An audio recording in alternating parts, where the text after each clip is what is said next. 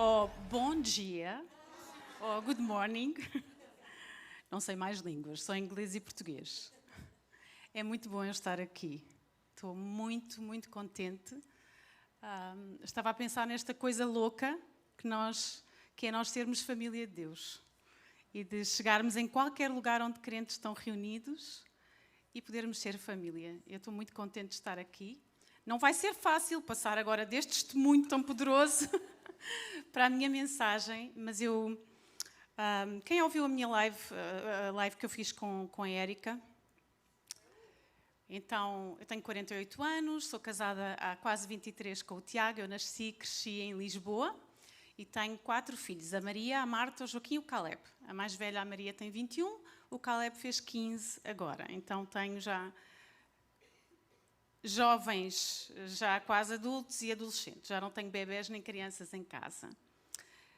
Quando me perguntam as coisas que eu gosto de fazer, além de ler livros, de escrever e de fotografar, eu gosto muito de escrever e ao mesmo tempo ter sempre uma imagem. Vocês vão perceber isso quando eu começar a falar da mensagem. Uma das coisas que eu mais gosto é de entender a palavra de Deus. E muitas vezes a ideia de estudar a Bíblia ou de conhecer Deus através da palavra, para alguns crentes fica como isto é para os entendidos, porque a palavra é difícil. Mas se a palavra fosse assim tão difícil de entender, não teria sido o único meio que Deus deixou para nós o conhecermos melhor. E foi a palavra escrita.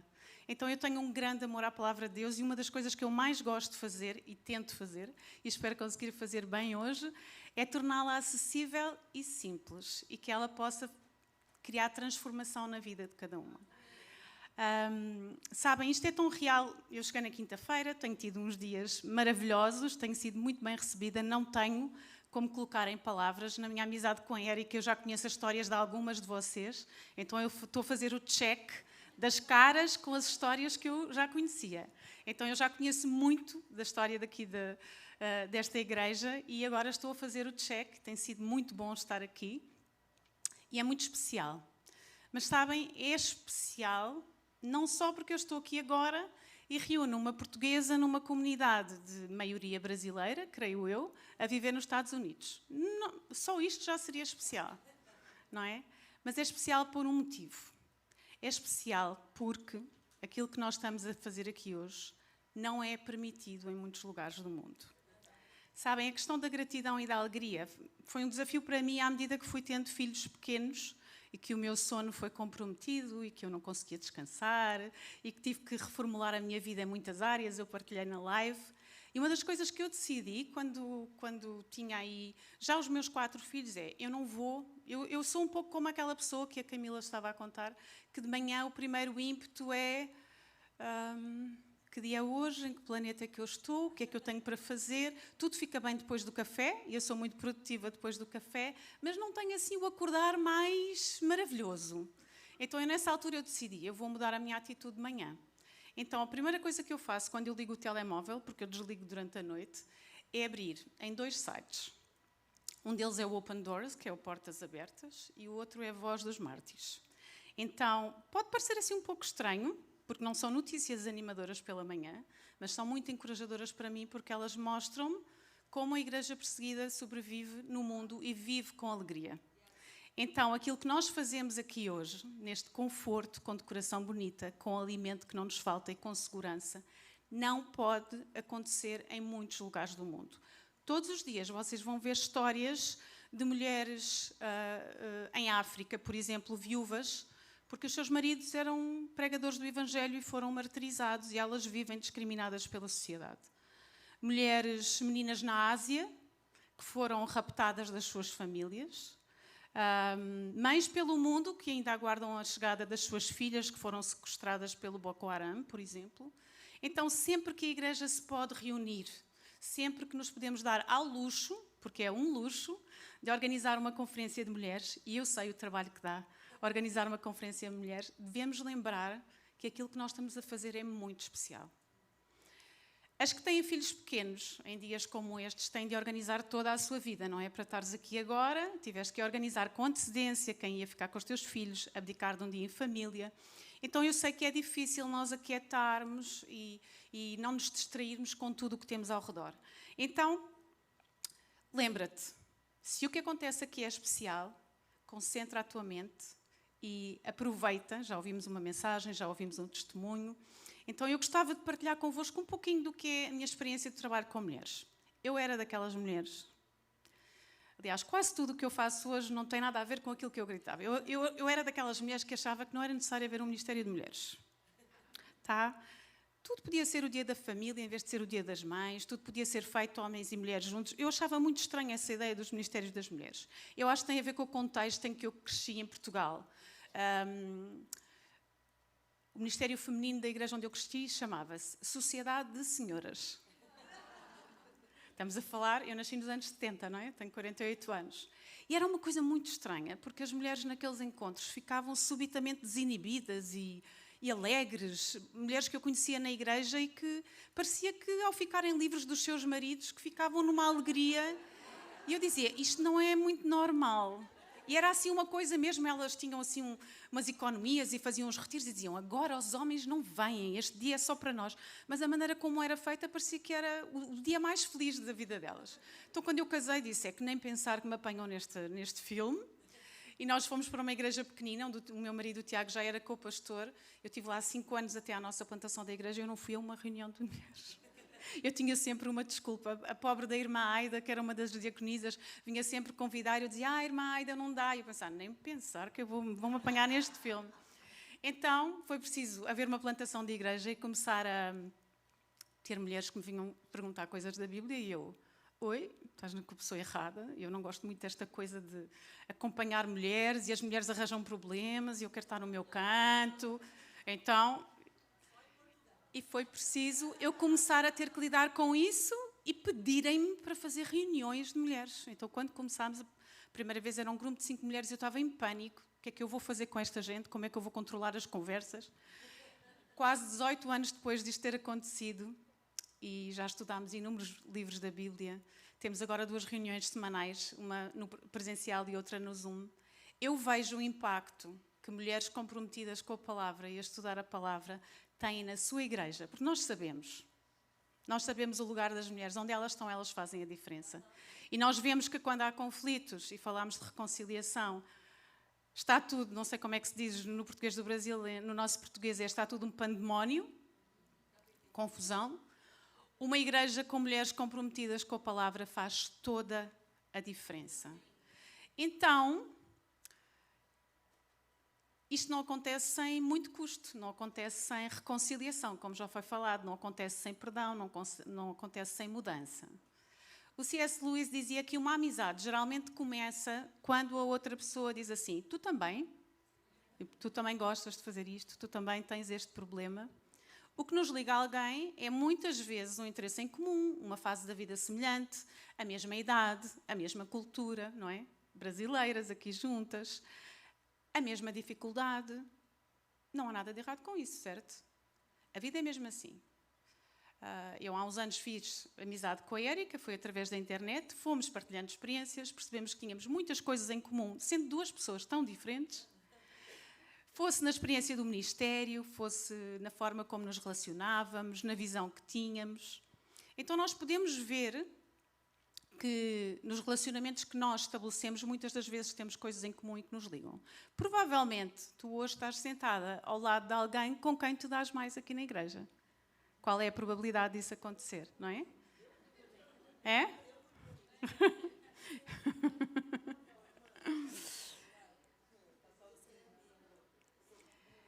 O meu desafio para ti hoje... Boa. O desafio que eu tenho para ti hoje é uma coisa diferente. É pensares o que é que te tem levado a não investir em relacionamentos improváveis. Ou a querer sempre o mesmo tipo de relacionamentos. E eu falei que amava a palavra e por isso eu vou buscar as histórias. Eu também gosto muito de histórias. Os meus livros preferidos são biografias, mesmo Netflix, as coisas que eu mais gosto são documentários e histórias. Eu gosto muito da história da igreja por isso. Então, eu fui buscar alguns relacionamentos que a Bíblia traz e o que eu vos quero trazer é as coisas improváveis que estes relacionamentos têm e que ainda assim fizeram com que estas pessoas se dessem. Está bem? E como eu gosto muito de fotografar, eu geralmente quando há uma história eu vou à procura assim pintores famosos que tenham feito retratos dessa história, está bem? Então acho que assim é mais fácil. A primeira amizade é muito conhecida na Bíblia e se não é conhecida eu vou só dar uma pequena introdução. É de Jonatas e David. Conhecem a história? David era um pastor, Jonatas era um príncipe, não é?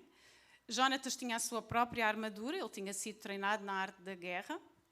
E David tinha o quê? Um cajado, ele era um pastor de ovelhas, tinha uma fisga, sabemos mais tarde na história com Golias, e ele tinha uma harpa, porque ele tocava. Davi cresceu em Belém e tinha sido treinado para ser pastor, e Jonatas era o filho mais velho na linha de sucessão do trono, não é? Ele era filho de Saul. David era o caçula de 8 rapazes, e Jonatas era da tribo de Benjamim, enquanto David era de Judá. Jonatas era supostamente o próximo rei, porque ele era o filho de Saul. Mas é David quem é escolhido e ungido para ser o rei. Então, este detalhe só torna esta amizade bastante improvável, não é? Porque David está a ficar com o lugar que seria de Jonatas. Mas o que nós vemos nesta história é que a amizade destes dois é dada na Bíblia como um exemplo de lealdade e de amor sacrificial. Porque eles não são amigos em tempos fáceis. Se vocês forem ler a história, e há um relato particular no primeiro livro de Samuel, David vai a correr ter com um amigo e dizer: olha, o teu pai quer me matar. E Jonatas está dividido entre a grande amizade que tem com David e a honra que ele tem que ter com o seu pai. E se nunca leram este relato, eu não sou uma pessoa que chora fácil. Okay? Eu consigo ver filmes lá em casa, eu sou sempre a última a não chorar. Dizem que eu tenho um coração de pedra. Então, geralmente, as coisas pelas quais eu choro são as que mais... Geralmente, eu não consigo falar da Igreja Perseguida sem chorar. E há relatos particulares, por exemplo, um de reconciliação da Bíblia, que é a história de José, não consigo ler sem chorar. Este relato de Jonatas e David é da despedida, em que Jonatas vai para ir combater com o pai, e ele acaba por morrer. E eles sabem que provavelmente estão nos seus últimos momentos juntos. E aparece lá a dizer que eles choraram juntos na despedida, mas David chorou ainda mais. Jonatas foi abençoado por David, e talvez assim o mais doce pedaço de lealdade desta amizade é que após a morte de Jonatas, ao lado do pai, não é? David adota o filho de Jonatas, que era aleijado, tinha uma deficiência, como seu filho. Esta amizade de Jonatas e David mostra-nos que no lugar de rivalidade pode haver amor, no lugar de divisão pode haver união, e mesmo que isso implique separação e escolhas difíceis. A segunda amizade, também é muito linda, é de Eliseu e de Elias. São homens com idades muito diferentes. É uma das coisas que a Bíblia nos traz muitas vezes e que às vezes nós não prestamos atenção quando vamos ver as histórias. Muitas das vezes há grandes diferenças de idade nos relacionamentos e na nossa cultura a nossa tendência é sempre ir para os mais próximos. Elias, o jovem Eliseu, ele estava a trabalhar no campo e literalmente ele atira-lhe um manto de profeta e Eliseu naquele momento ele soube imediatamente que Deus estava nesse encontro e embora eles fossem estranhos, Eliseu sentiu o chamado para seguir Elias. Nós não sabemos quanto tempo é que eles permaneceram amigos, mas foi tempo suficiente para que o jovem profeta Eliseu confirmasse este legado espiritual que lhe tinha sido transmitido por Elias. A história de Elias é assim, uma história incrível. Se não conhecem em detalhe, vão ler. Quando chega a hora de Elias seguir para Betel e ele sabe que se está a aproximar do fim, ele diz a Eliseu: olha, fica aí, não é necessário vires comigo. E por três vezes, Eliseu diz: não me peças para te deixar que eu vou contigo. E ele vai com Elias sem saber o que vai acontecer. Ele sabe que não é uma coisa boa nesse sentido. Então, quando isto acontece, o que é que Eliseu presencia? Sabem? Se Eliseu não tivesse ido com Elias, ele não teria testemunhado.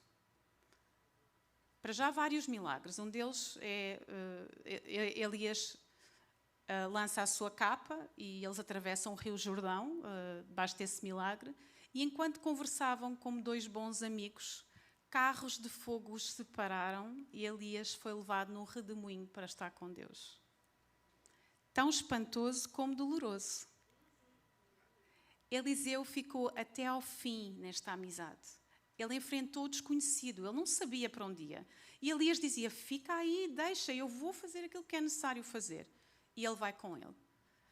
E Eliseu tem o privilégio de testemunhar a única pessoa na história da Bíblia, além de Jesus, é claro, que ascende ao céu sem morrer primeiro. Não sonhavam isto, eu penso sempre, eu queria ser como Elias, ser levado. Outra amizade, Paulo e Timóteo.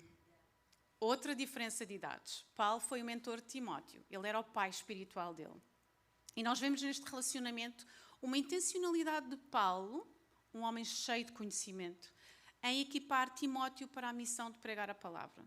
Paulo prepara-o para os diferentes tipos de público que ele vai enfrentar e tem a preocupação de o encorajar, de o animar, de o fortalecer, apesar da sua insegurança. Timóteo devia ser assim hesitante, ele era um jovem e não tinha assim bem...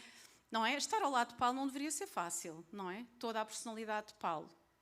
No fim da sua vida, as 2 últimas cartas que Paulo escreve são a este jovem. E num momento em que ele está vulnerável, Paulo sabe que vai morrer, a sua morte está iminente, ele sente-se abandonado, sente-se triste, até desencorajado, não é? Ele preocupa-se em encorajar Timóteo. Do início ao fim, ele reforça a Timóteo as verdades do Evangelho, sem esconder as dificuldades. Porque ele diz, todos me abandonaram, isto aconteceu. Ou seja, é como se Paulo dissesse assim, olha, Timóteo, este barco aqui que eu estou vai naufragar, estás a ver, isto já está a afundar, mas vem comigo, vem comigo, Deus vai tomar conta do mar. É como se ele estivesse a convidá-lo a naufragar. Há uma música, há um álbum que eu gosto muito da internet, de um cantor brasileiro, não sei se conhecem, o Marco Teles. Conhecem? Então vão pesquisar. O Marco Teles, ele tem um álbum que é só Amado Timóteo. Então é só sobre isto. Então tem uma parte em que fala sobre isto. Da forma como Paulo está a dizer, Timóteo faz isto sem esconder as dificuldades do Evangelho. Desta amizade de mentoria, há uma disponibilidade de Paulo para ensinar e há uma disponibilidade de Timóteo para aprender. E é esta disponibilidade dos dois lados que torna este laço profundo de comunhão e de aprendizagem. E depois temos uma história que eu gosto muito, que é a história de Ruth e de Noemi. Eu gosto muito desta história. Eu sou Ruth, né? Então quando eu era criança e sempre que vinha à pregação, eu não queria ouvir a pregação do pastor, então lia o meu livro, que era o de Ruth. Estão a ver, né? Nada criança egoísta. Vou ler a história de Ruth. Eu achava que conhecia a história de Ruth até a estudar mesmo, já adulta. Eu gosto muito. Ruth é uma estrangeira, é uma moabita e ela basicamente casou com um dos filhos de Noemi. Eles tinham saído da terra e o que acontece é que os filhos e o marido morrem. É assim uma história triste. E Noemi ouve falar que na terra dela, em Belém, cujo significado é casa de pão, havia novamente comida, porque eles tinham saído por falta de comida. Eu, sinceramente, esta história conhecida, ela ia com Orfa, que era também a outra nora, e a uma dada altura ela diz, olha, filhas, vão para as vossas casas de origem, para as vossas famílias, porque eu não tenho filhos para vos dar. Ainda por cima elas eram estrangeiras. Para a própria Noemi voltar para a sua terra com estrangeiras seria uma vergonha, porque seria considerada uma desobediência eles terem saído e ter casado os seus filhos com mulheres estrangeiras. Então até dava jeito a Noemi não levar ninguém com ela. E eu ponho-me sempre a pensar, porque é que Ruth decidiu ir com uma mulher que nesta parte da história não era uma boa companhia. Ela está simplesmente amargurada, a uma dada altura ela diz, olha, chamem-me Antesmara, que quer dizer amarga. Ela sentia que o juízo de Deus tinha caído sobre ela, consoante as interpretações e os comentaristas, há quem de facto ache que ela tinha uma convicção certa de que tinha sido castigada pelo facto de sair da terra que Deus tinha prometido. E é uma especulação minha, não está no texto. Eu quero acreditar que Noemi terá sido uma boa sogra antes disto acontecer, não é? Havia um laço entre elas e Ruth decide permanecer. E a fé de Noemi, para Ruth dizer o teu Deus será o meu Deus, a fé de Noemi e desta família seria alguma coisa marcante. Mas Noemi não era uma boa companhia e quando eles chegam a Belém, fico sempre intrigada com a história particular em que Noemi teria aí por volta de 50 anos. Nada nos diz que ela seria mais velha, Ruth teria uns 20 e tal, ou 30, porque ela tinha sido casada há 10 anos, se não estou em erro, não tinham tido filhos.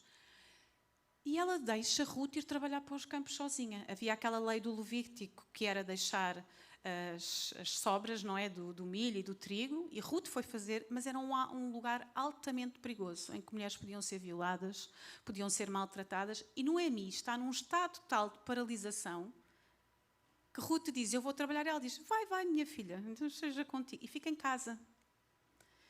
E Ruth permanece sempre com uma boa atitude. Inclusive, aceita um conselho de Noemi na altura de ir propor o casamento a Boaz, que é assim uma coisa assim um pouco arriscada, né? E ela confia em Noemi para fazer isso. Então, na amizade destas duas mulheres, com pelo menos 20 anos de diferenças, vemos que há alturas em que ser mais velha não é necessariamente ser mais sábia, ou que as mais velhas podem passar por momentos de grande crise e de paralisação, e que o luto, a falta de fé, pode toldar as nossas emoções. E que uma mulher mais nova pode ser exemplo, apoio e honrar a mulher mais velha. Então pensa, há alturas na vida em que tu podes ser Ruth e outras alturas na vida em que podes ser Noemi. Depois temos outra história, e Paulo entra aqui mais do que uma vez, porque Paulo, Novo Testamento, não é? É Paulo. Paulo e Barnabé. Sabem a história de Paulo e Barnabé? O desentendimento, há um desentendimento. Porque Barnabé, eles tinham feito a primeira viagem missionária, até foi falada hoje, e nessa primeira viagem missionária, João Marcos não tinha ficado com eles até ao fim. E Paulo anotou isso lá no seu livrinho, ele não ficou connosco até ao fim, tu não vais nesta próxima. E Barnabé está a dizer, mas eu quero levar João Marcos comigo. E ele diz, amigo, ele comigo não vai. Então há um desentendimento. Os dois não conseguem entrar num acordo. Eles não entram num acordo e separam-se. Barnabé leva consigo João Marcos, vai para Chipre e Paulo escolhe um outro companheiro de viagem, que é Silas. Paulo e Barnabé discordam. É um momento que eu encaro que é um momento de ruptura ministerial. Eles não têm a mesma visão, mas não necessariamente um momento de ruptura relacional. Porque se forem à primeira carta aos Coríntios, o apóstolo Paulo reconhece o ministério de Barnabé e diz à igreja em Corinto que Barnabé é um exemplo a ser seguido. Então veja aqui que é possível haver uma divergência na forma de ver as coisas, de agir, de seguir cada um o seu caminho naquele momento, sem se difamarem, sem se desvalorizarem e seguirem. E vai haver momentos nos nossos relacionamentos em que nós não vamos ter a mesma visão daquele assunto. Não precisa de ser uma viagem missionária. Pode ser uma forma de estar na vida. Neste caso são viagens e houve um afastamento. Mas na igreja acontecem muitas vezes momentos em que nem sempre nós vamos concordar na forma de ver as coisas e isso não compromete ou não deve comprometer o que é essencial nas nossas amizades, nos nossos relacionamentos. E avançando, Moisés e Arão. Moisés e Arão. Arão era irmão dele, ok? Arão era o irmão mais velho, mas eles não foram criados juntos. Portanto, este laço de família não é propriamente o que os une mais, não é? Moisés tinha sido educado no palácio e Arão tinha sido educado noutra vida, não é? E Moisés, sempre que é chamado por Deus para falar ao faraó, ele tem sempre uma desculpa. Há quem ache que Moisés que era gago, que tinha algum tipo de impedimento ou que simplesmente não era eloquente. E ele implora a Deus que não o mande, não é? E várias vezes Deus mostra-lhe que é ele que quer enviar. E a uma dada altura, Deus, cheio de paciência, diz, ok, Moisés, o levita, o teu irmão, Arão, ele vai ajudar-te a falar. Então eles vão. A primeira coisa é que Arão ficou no lugar de ajudar. Ele podia ter muito ressentimento para com Moisés, porque Moisés era o privilegiado, que tinha crescido no palácio, não é? E que de repente tem que viver uma vida diferente, de adaptação. E o que nós vemos aqui são dois homens diferentes em parceria, a trabalhar em parceria. Então, muitas vezes Deus dá-nos pessoas que nos ajudem a realizar o que estamos congeladas de medo para fazer. E precisamos de ajuda. Duas amigas que agem pela fé estão longe de ser perfeitas. Mas já vimos isso hoje. Podemos ver que ficamos fortalecidas e às vezes até imparáveis. Vejam o que Moisés e Arão fizeram ao libertar o povo do Egito. O Senhor Deus equipou dois homens, permitindo que Arão também faça milagres ao lado de Moisés.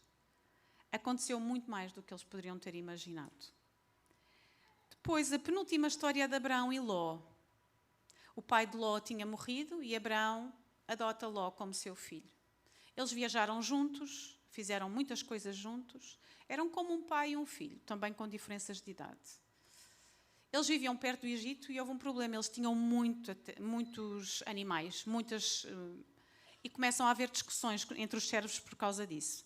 Então, a uma dada altura, eles têm que tomar uma decisão, olha, nós vamos ter que nos separar porque não temos forma de tratar destes animais todos. Então, eles separam-se e Abraão amava tanto Ló que deixa-o escolher as terras mais prósperas para ele ir. Neste caminho todo, Ló não toma grandes decisões. Mas anos mais tarde há uma rebelião e Abraão sabe que Ló está em perigo. E o que é que ele faz? Ele percorre 280 quilómetros, pensem em 280 quilómetros, em busca de Ló. Ele sabe que ele está em risco, ele e a sua família, e apesar de saber que ele não estava a levar o melhor caminho, ele vai atrás dele. Abraão demonstra fidelidade a Ló, na minha opinião, uma fidelidade muito semelhante de Deus para com os seus filhos. E por último, uma história que é um trio. Paulo, Onésimo e Filemão. Onésimo era um escravo de Filemão. E toda a questão da escravatura e da forma como os escravos viviam tem assim muitas ramificações. Mas Onésimo era um escravo de Filemão, Onésimo roubou e depois fugiu. Um escravo fazer isto era punível com a morte. Só que, ao fugir, Onésimo conhece Paulo e converte-se. Então torna-se um cristão. E Paulo torna-se tão amigo de Onésimo que a expressão que é usada na Bíblia, na carta a Filemão, é o meu próprio coração. Era o que ele amava. Ele é amigo de Filemão e Paulo escreve a Filemão a pedir para ele restaurar o que foi quebrado. E diz assim, se ele te fez alguma coisa de errado, se deve alguma coisa, cobra de mim. E Paulo deixa Onésimo ir, manda-o de volta a Filemão e ainda diz mais, diz assim, talvez a razão pela qual ele ficou separado de ti por um tempo foi para que tu pudesses tê-lo de volta para sempre, não mais como um escravo, mas melhor que um escravo, um querido irmão. Paulo abdica desta amizade preciosa que ele tem naquele momento e entrega a amizade a outro amigo, sem cobranças, sem invejas, disposto ao prejuízo. Falei-vos de 8 amizades na Bíblia, das características boas que elas têm, mas também das suas imperfeições. Eu acho que é importante olharmos para a criatividade destas histórias, porque nós tendemos a idealizar os relacionamentos. Olhamos para o relacionamento que aquela amiga tem com aquela e nós queremos igual. Todas estas amizades e muitas mais que que nós encontramos na Bíblia, elas são muito diferentes. Algumas duram pouco tempo, outras duram mais tempo. Há momentos que são intencionais para aquela amizade, outros que são para longa distância. E quando nós nos lembramos que é através da forma como a Igreja se ama e se relaciona, não é? Cristo deixa a Igreja para quê? Para que nós sejamos a sua luz no mundo e que os outros podem ver que a forma como nós nos relacionamos é diferente e que vamos ser boas testemunhas, porque é que o nosso pecado, porque é que os nossos desentendimentos, os nossos desgastes, as nossas expectativas erradas atropelam tanto no caminho.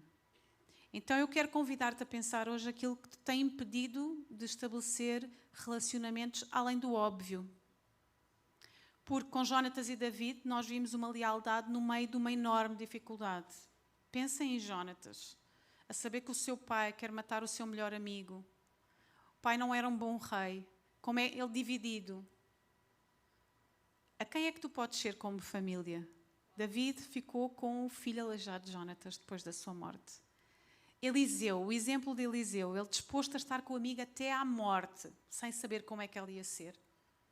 E quantas vezes nós somos aquela pessoa que se quer poupar de sofrimento, de estar alguém ao lado, eu não consigo, sabes, eu sou muito impressionável, não me contes essa história, que horror. Isso não acontece tantas vezes, quando nós estamos a contar uma história, esta pessoa tem um cancro, está a fazer há um pormenor de obra, não me contes isso, eu não sou como tu, eu não quero... E nós queremos ser poupadas do sofrimento porque achamos que não vamos aguentar. graças a essa disposição de Eliseu, ele presenciou uma cena única. Imaginem a motivação que foi para Eliseu a continuar o ministério que Elias tinha começado, a ver aquele milagre de ele ser levado para o céu. Paulo, com Timóteo, ele foi paciente. Lembremos que ele era um mestre, ele era cheio de conhecimento. Timóteo tinha sido educado nas Escrituras, nós sabemos, pela mãe e pela avó, mas ele era assim mais hesitante, não é? E Paulo é paciente, é encorajador, é um líder, sem esconder as dificuldades de ser líder. Então, caminhar com os que vão mais atrás, e não fiques a pensar que tu, que chegaste há pouco tempo à fé, que não tens alguém mais atrás. Tu tens sempre alguém mais à frente e tens sempre alguém mais atrás, não é? Então, não precisas ser Paulo. Basta ser alguém que já sabe um pouco mais do que outro alguém, não é? Paulo foi paciente. Então, caminhar com os que vão mais atrás exige paciência, exige tempo, exige compreensão, exige não dizer tudo de uma vez. Há muita informação que nós às vezes não conseguimos processar quando ainda somos imaturos. Será que tu estás disposta a ser a pessoa paciente, a partilhar aquilo que tu já aprendeste, a tua sabedoria, com tempo, com dedicação, com persistência? Ou és Timóteo e também estás disposta a ser a pessoa que aprende, que observa, que sabe ficar calada para aprender, não é? Nós, para aprendermos, temos que ficar caladas e observar. E a humildade de confessar as inseguranças, porque quando Paulo encoraja Timóteo, Timóteo devia dizer, eu não sou capaz, eu não... Como Moisés, por exemplo, não é? Humildade. Com Ruth e Noemi já vimos. A mulher mais velha ou a mulher mais madura nem sempre está numa fase de conseguir guiar a mais nova. Então há momentos de luta, de desânimo, de desgaste, de crise na fé, em que até aquela mulher que foi referência para ti está a precisar de uma pausa, não é? A fidelidade de Ruth para com Noemi deu frutos. Ela ficou lá. E ela veio experimentar a alegria da salvação. Ela depois teve o filho, que na Bíblia vem descrito que foi para Noemi como um filho. Paulo e Barnabé mostram-nos acerca dos desentendimentos e são dos melhores exemplos que existem. Amigos podem não concordar nada acerca de um ponto e não precisam de mal dizer. Quantas vezes nós achamos que temos razão e insistimos e como a pessoa não concorda connosco, tentamos colocar o mundo inteiro do nosso lado para convencer. Não foi isso que eles fizeram. Eles continuaram em frentes diferentes a fazer aquilo que eram chamados a fazer. E mais tarde, eu creio que Paulo talvez possa ter considerado que exagerou na sua posição. Porque, não sabemos, não é? É também uma inferência minha. Mas sabemos que ele pede na carta a Timóteo que traga João Marcos, dizendo que ele lhe é útil. A quem é que tu precisas de aceitar hoje que não vê o mesmo que tu? Amar o próximo não é concordar em tudo ou gostar de tudo, é aceitar. Com Moisés e Arão nós vemos a urgência do trabalho em duplas e a Bíblia está cheia de duplas, ninguém faz nada sozinho, ninguém é líder sozinho. Moisés não estava confiante e Arão veio para ajudar, lembras-te? Será que tu és humilde o suficiente para aceitar que tu precisas de ajuda? Ou és humilde o suficiente para seres tu a ajuda e ficar num segundo lugar? Lembrem-se, na criação do homem e da mulher, quando Deus disse que Adão precisava de uma companhia apropriada, porque é assim que é a palavra no original, é uma companhia apropriada. A questão não era, tu não vais ter como te multiplicar sozinho, então vou-te arranjar uma mulher. A questão era a da companhia. Tu precisas de alguém como tu, que esteja contigo ao teu lado. Então Moisés e Arão são um exemplo de parceria. Trabalhar com outros significa aceitarmos o nosso lugar. Tu sabes qual é o teu lugar? É que muitas das vezes os desentendimentos que nós temos nos relacionamentos é porque nós não queremos aceitar o lugar que Deus tem para nós. Nós queremos ser mais, queremos fazer mais, queremos ser como aquela. Com Abraão e Ló nós vemos que separação e escolhas de caminhos diferentes não têm de significar um corte. Abraão estava disposto a sacrificar a sua vida por Ló, porque ele foi para lá por causa disso. És daquela pessoa, e a Érica falou sobre isso, que longe da vista, longe do coração? Aquela amiga que nunca mais disse nada, ou até pode ser aqui da igreja, está ausente, olha, ela agora não liga para mim, deve estar chateada, está amuada, e tu afastas-te porque a amizade não correu como esperavas. E às vezes nós temos que caminhar uma segunda milha, não é? estava a ver uma série em que 3 amigas vão juntas, amigas de longa data do high school, vão juntas de férias, 3. Estão numa estância, num resort, uma semana, e há sempre uma que vai dormir mais cedo ou que vai fazer outra coisa. O que é que acontece sempre que uma se ausenta? As outras 2 ficam a falar daquela. Geralmente mal. Ai, eu não compreendo porque é que ela está sempre a dizer isto. Depois saía outra e o padrão repetia-se constantemente. Isto é uma coisa que é muito fácil de acontecer entre as mulheres. O trio Paulo, Onésimo e Filemon não aconteceu assim. Paulo abdicou da amizade próxima que tinha de Onésimo para o reconciliar. Tu consegues viver com a ideia que talvez tu possas ser só a ponte daquela pessoa com outra amizade? E saís do foco? É que às vezes nós somos só a ponte. Não temos que chamar a atenção para nós. E por último vou falar em Jesus. Jesus é sempre o nosso melhor exemplo. A forma como Jesus se relacionava demonstra as limitações de ser homem, de ser mulher. Ele amou todos, vemos a sua vida sempre movida à compaixão. Ele não se ressentia com os que o difamavam, rejeitaram ou traíram, mas ele não se dava de forma igual com toda a gente. Ele tinha os 12 discípulos, além das multidões para quem ele pregava. Tinha o seu trio, Pedro, Tiago e João, e tinha o seu best friend, que era João, não é? Então, ele é um bom exemplo de como ele, sendo homem, teve que escolher quanto tempo gastava com quem.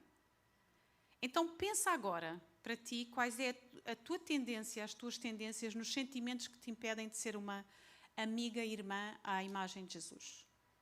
Inveja, bajulação, rivalidade, pretensão, engano, queixas, mexericos. Tu precisas de identificar isso. Ana Paula estava a dizer que durante o tempo de jejum tinha percebido mais claramente as coisas que precisava mudar. Tu sabes quais são os problemas que tu tens. Os maus pensamentos. Tu consegues identificar que se tu tens uma tendência de querer a atenção para ti, de falar mais de ti do que devias, escolher um ódio particular consoante as fases, não é? Há sempre uma que irrita mais em cada fase, mas há sempre uma. Identifica. Se surge um pensamento invejoso, mata-o. E a melhor forma de matar é confessar a Deus. Pede a Deus por gratidão em vez de inveja. Sabe qual é que é a melhor coisa? A inveja nasce do quê? Nós até às vezes admirarmos alguém e querermos para nós, não é?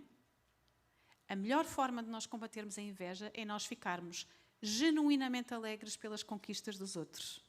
Era como o exemplo da oferta que a Ana Paula dava da alegria. Senhor, ajuda-me a ficar contente porque esta mulher tem isto. Ajuda-me a ficar contente porque ela conseguiu alcançar aquilo. Em vez de ter a inveja. A gratidão mata e ajuda-nos a aceitar o nosso lugar. Se deres por ti, se fores uma pessoa que fala muito de ti, porque és insegura e contas muitas histórias de ti, muitas das vezes as narrativas, quem tem este padrão, são ou por exagero, ou muitas vezes omite informação para guardar a reputação, não é? Pede ajuda a Deus para que as tuas conversas não sejam sobre ti. Pede ajuda a Deus para conseguir escutar mais os outros. E se a tendência for a fofoca, não é? Como vocês dizem, maldicência, geralmente a fofoca tem alguém como companhia. Sim. Certo? Então, acho que a melhor forma de identificar é dizer a esta amiga, olha, nós temos aqui um problema. Nós já passámos a linha do desabafo há muito tempo. Porque geralmente, quando se fala disto, a pessoa diz, eu preciso desabafar. Não é? E diz assim, olha, eu acho que nós já passámos esta linha há muito tempo. Quando nós começarmos a cair, ajuda-me e dizer assim, olha, vamos mudar o assunto. Mudem de assunto. Também o C.S. Lewis tinha razão quando ele dizia que a amizade não é um dever que nós possamos exigir do outro. O outro também tem de querer. Mas nós temos a oportunidade, enquanto cristãs, de sermos semelhantes a Cristo e darmos o nosso amor constante, independentemente da resposta. Este amor não é algo que nós damos com base no facto de ser divertido num determinado dia ou porque gostamos muito daquela amiga só porque com ela é sempre bom, mas é porque Jesus chama-nos a ser amigos e a amarmos-nos até ao fim. Então, as nossas amigas, irmãs, eu gosto sempre de dizer amigas e irmãs, não é? Somos amigas e irmãs. Vão enfrentar vales profundos e pontos altos de grandes conquistas nas vidas. E se nós aprendermos a amá-las nos vales, vamos também saber alegrar-nos com elas nas suas grandes conquistas. Deus pode dar-nos um verdadeiro prazer com as nossas irmãs em todas as estações, porque criou cada uma única. Presenteou cada uma com os seus dons diferentes e permite-nos assistir a isso. É um privilégio que nós temos de chamar alguém de amigo e irmão e sermos amados dessa forma. Sabem, o que acontece quando estes pecados são combatidos, e eu vejo na minha própria igreja, as mulheres com vidas saudáveis cristãs têm o poder de transformar o ambiente de uma igreja. Eu já vivi em ambientes em que a murmuração, a maldicência eram uma constante. Pouca coisa se construía. Quando nós mudamos as nossas conversas, e acreditem, na minha própria vida, a murmuração, é muito fácil cair lá na murmuração. Eu lembro-me de já em várias circunstâncias de me virar para alguém e dizer assim, olha, por favor, ajuda-me. Quando eu começar a cair no stress, ajuda-me e lembra-me das verdades que eu sei. E amparar-me-nos, e ajudar-me-nos. E a nossa igreja cresce, floresce, as nossas famílias são transformadas, porque nós temos isso em nós somos cuidadoras, não é? Nós somos criadas para cuidar, para influenciar. Então, quando isso acontece, o nosso inimigo é derrotado. Nada agrada mais o diabo do que construir confusão, maldicência, inveja e sentimentos que dividem e que nos impedem de servir. Quando nós moldamos as nossas conversas, as nossas escolhas, nos entregamos aos outros, o Espírito floresce, a igreja cresce e a glória de Deus é derramada para o mundo. Afinal, para que é que nós fomos criadas? Para a glória de Deus. Não é sobre nós. O ponto central é que nunca é sobre nós. As nossas amizades, os nossos relacionamentos, as nossas famílias, os nossos empregos, tudo serve para apontar para aquele que nos criou, que nos amou a ponto de se entregar por nós. Ele faz tudo para a sua glória. Eu gostava que nós terminássemos com uma palavra de bênção umas para as outras, que encontramos em Judas, o penúltimo livro da Bíblia. Vão lá até ao fim, tem Apocalipse, um bocadinho antes tem Judas, que só tem um capítulo, tem uma doxologia, louvor, e eu gostava que nós lêssemos com alegria, porque aqui nesta mensagem, e se vocês memorizarem, escolherem memorizar, tem muito poder, porque é através de Cristo, e vimos na mensagem da Ana Paula, é através de Cristo, é através do Espírito que nós somos transformadas. É Ele que nos impede de guardar de tropeços, como diz aí, para nos apresentar imaculadas diante da sua glória.